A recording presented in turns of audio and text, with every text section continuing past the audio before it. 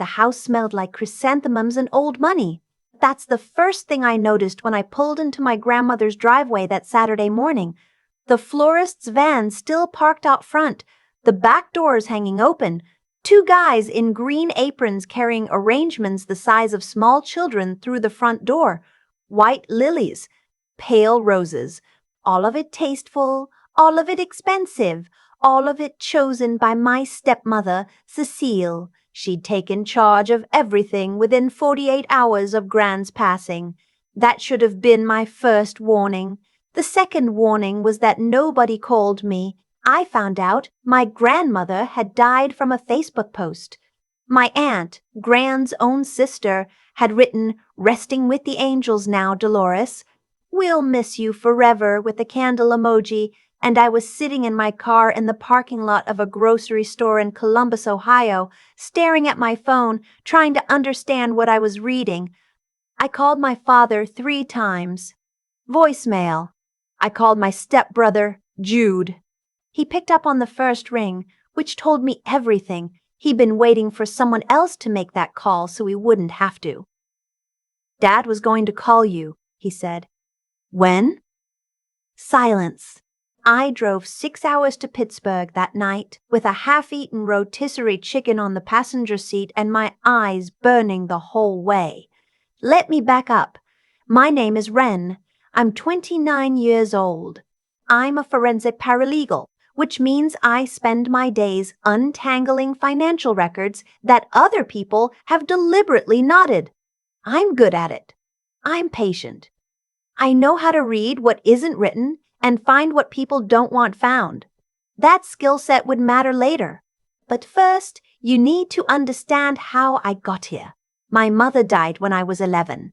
Brain aneurysm, no warning, no illness, just gone one Tuesday morning while she was making coffee.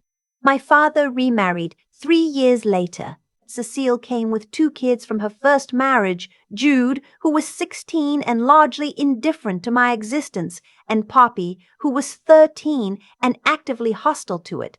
I was 14 and grieving and suddenly living in a house where I was the odd number, the remainder, the child who didn't fit the new family portrait.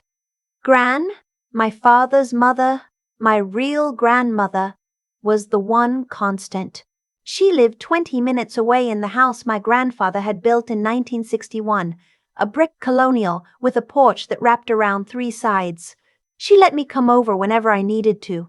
She taught me to play gin rummy and told me stories about growing up in western Pennsylvania when the mills were still running. She kept a photo of my mother on her mantel, long after my father had put all of his away. When I went to college, Gran and I stayed close. When I got my first job, she mailed me a card with a $20 bill inside and a note that said, "Spend it on something that makes you laugh." When my father and Cecile started pressuring me to be more of a family, meaning defer to Cecile's preferences, stop bringing up my mother, stop visiting Gran so often because it made Cecile feel like an outsider, I started visiting Gran more. That was 2 years ago. After one particular holiday dinner where Cecile made a comment about how I clung to the past because I mentioned my mother by name, I stopped going to family events entirely. My father chose not to call me for 6 weeks after that. I let him. Gran called me every Sunday. That never stopped.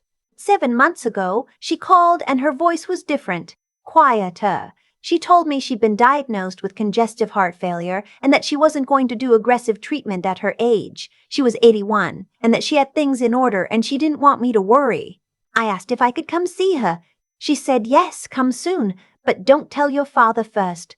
I went 3 times over the following months. Gran and I sat on that porch and drank sweet tea and talked about everything. She showed me where she kept the important documents. She introduced me to her attorney, a small, precise woman named Miss Fontaine who wore reading glasses on a beaded chain and shook my hand like she meant it.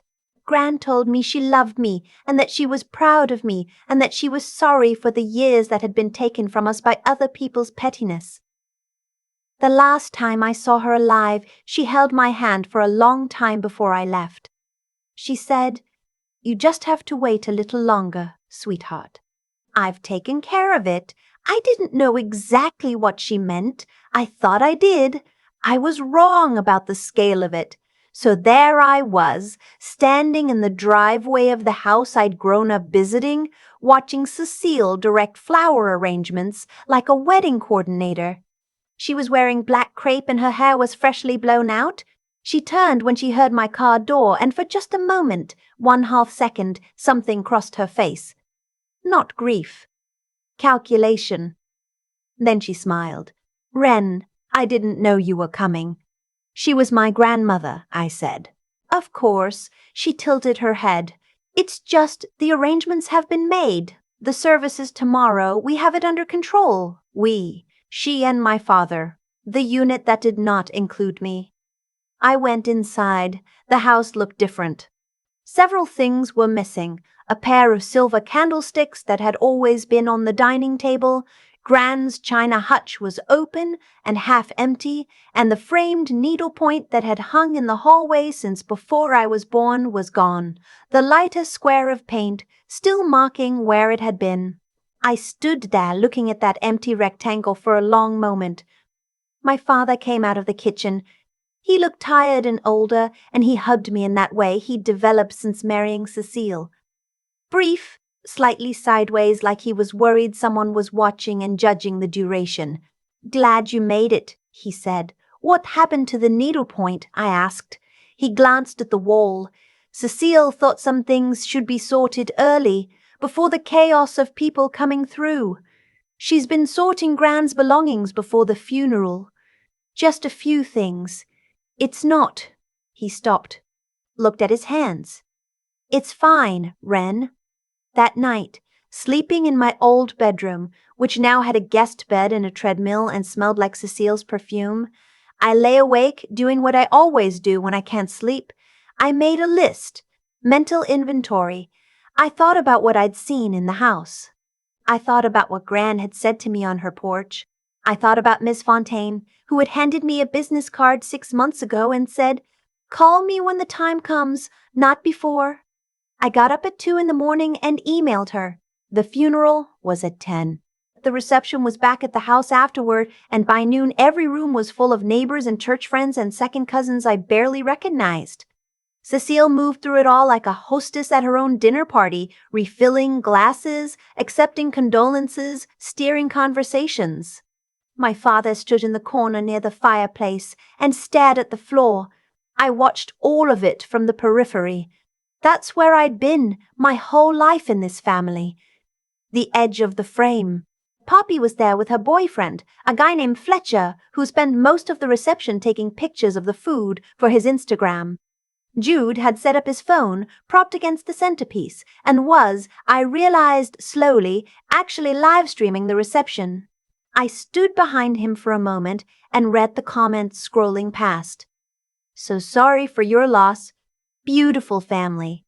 What are those little sandwiches called?" I walked away before I said something I couldn't take back.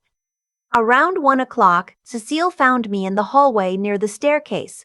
She touched my arm lightly, the way women do when they want to appear warm but are actually cornering you.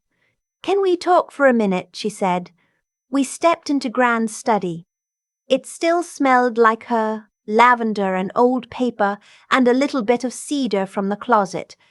I stood near the window. Cecile closed the door and turned to face me with an expression I recognized from every difficult conversation we'd ever had. Controlled, prepared. "I know this is hard," she said. "Losing her." "Yes," I said. "It is.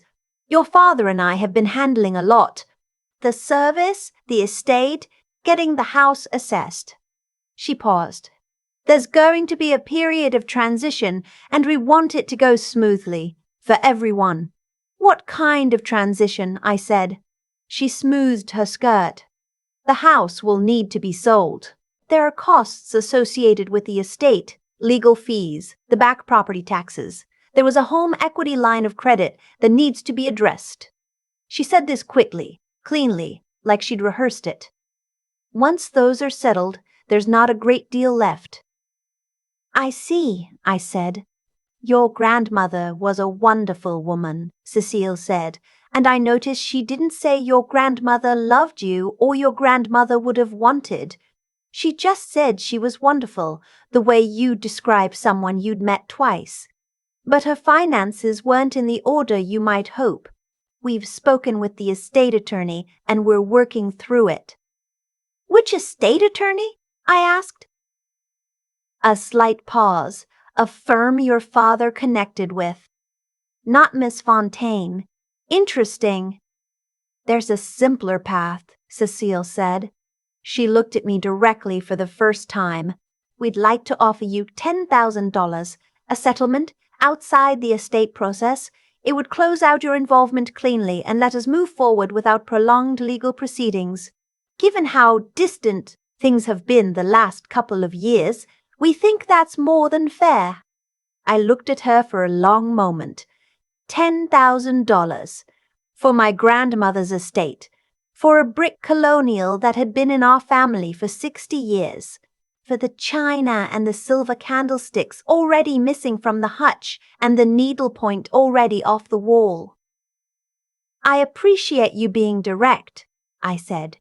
We want this to be civil. Of course, I said. Give me a little time. She relaxed slightly, which told me she thought she'd won.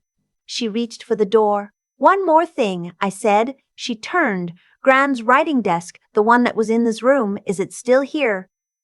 Cecile's eyes moved to the corner where the desk had always been. It wasn't there. It's in storage, for safekeeping. Of course, I said again. Thank you. She left. I stayed in the study for a few minutes, alone. I looked at the corner where the desk had been. I looked at the empty space on the wall where a small oil painting of Lake Erie had hung for as long as I could remember. Then I took out my phone and I called Ms. Fontaine. She picked up on the second ring.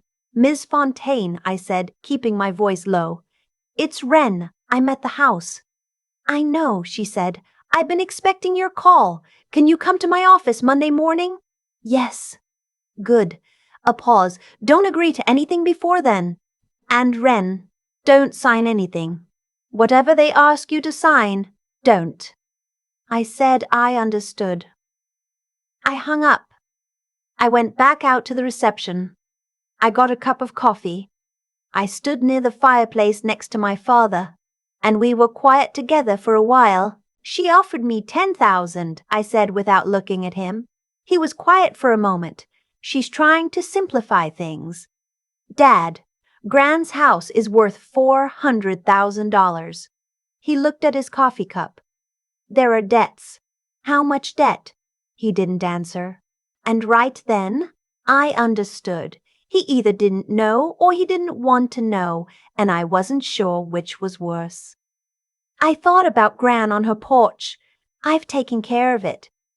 I thought about Ms. Fontaine, who had been Gran's attorney for 11 years.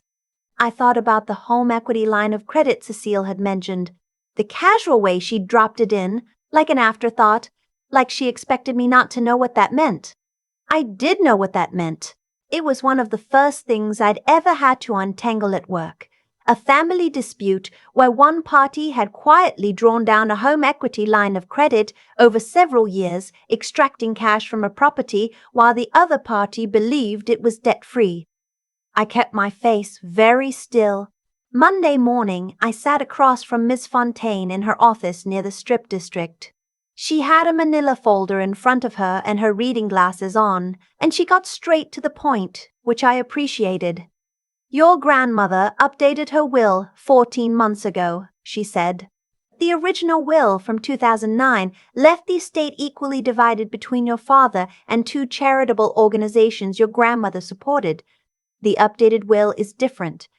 She opened the folder and turned it toward me. I read it twice. Gran had left the house to me. Not to my father, not to be split. To me directly. She had also left me a separate investment account that none of us had known about. A modest but meaningful sum she'd been building quietly for decades, tucked into a brokerage account in her name alone. And she'd left a letter, which Ms. Fontaine now handed me in a sealed envelope with my name on it in Gran's handwriting. "There's something else," Ms. Fontaine said. She pulled out a second document, a bank statement. "Your stepmother requested access to your grandmother's checking account 11 months ago," she said. She represented herself as a caregiver and was added as an authorized user. Over the following 10 months, there were regular transfers, small enough to avoid automatic flags, large enough to accumulate. She turned a statement toward me. The number at the bottom made my hands go very still. "Dad's?" I said. "Yes," said Miss Fontaine. "Your grandmother noticed approximately 6 months ago. That's when she called me. That's when we updated the will and moved the investment account to a separate institution. And that's when your grandmother contacted the Allegheny County DA's office." I sat there for a second. She reported it herself. She did. She gave me authorization to provide documentation to law enforcement. The investigation has been ongoing. I've been in contact with the detective assigned. Miss Fontaine set her hands flat on the desk. "They've been waiting for the estate to formally open before proceeding. Your signing the initial probate documents this morning will trigger that timeline."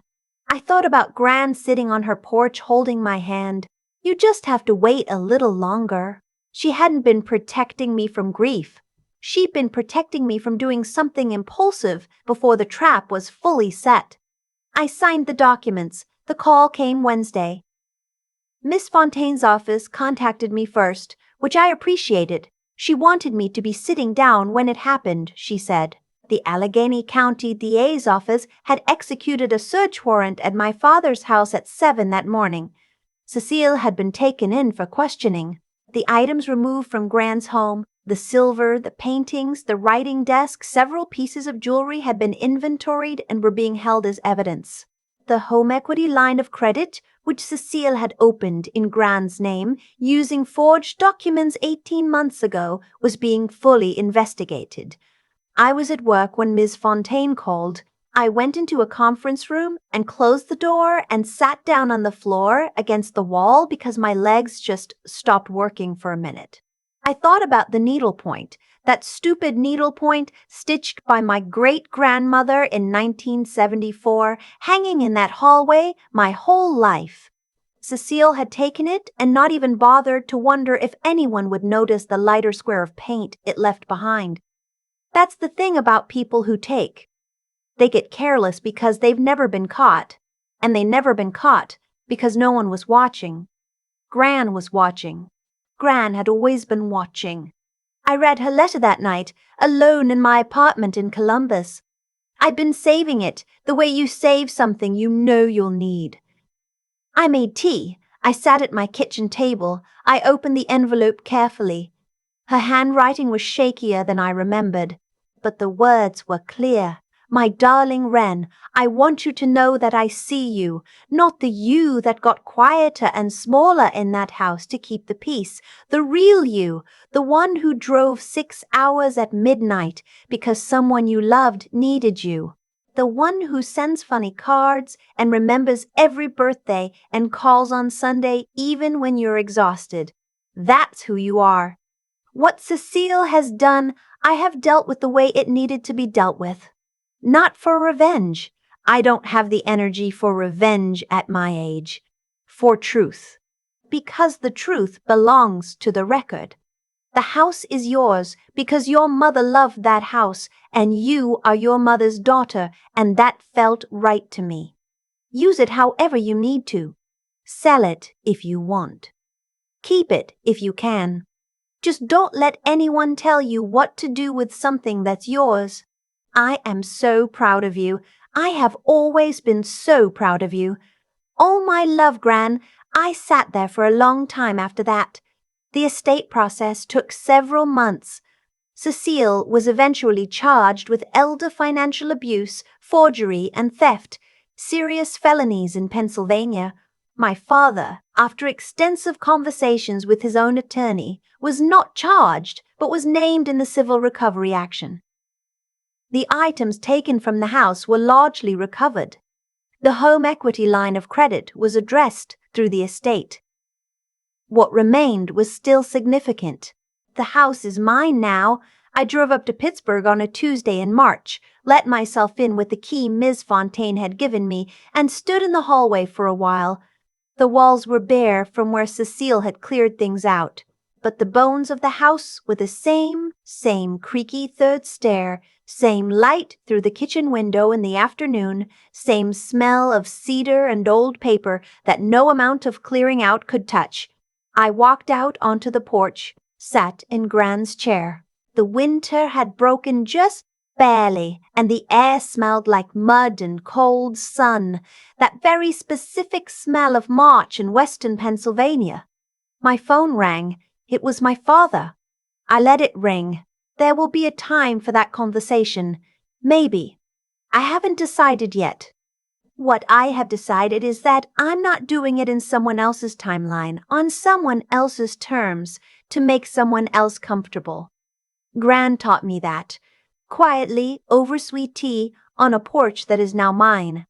She sat on her hands for 18 months and let the evidence build and let the law do what the law is built to do, and never once tipped her hand. Never once let Cecile see her coming. I think about that a lot. The patience of it. The absolute, certain, quiet patience. Some people want to blow things up, make the scene, send the texts. I understand the impulse. There were 100 moments over the last 2 years when I wanted to drive to my father's house and say every true thing I'd been holding back. But Gran chose differently. She built the case, protected what was hers, waited for the right moment, and then very calmly, very precisely, she let the truth walk through the door on its own. You can't argue with a warrant. You can't negotiate with documented bank records.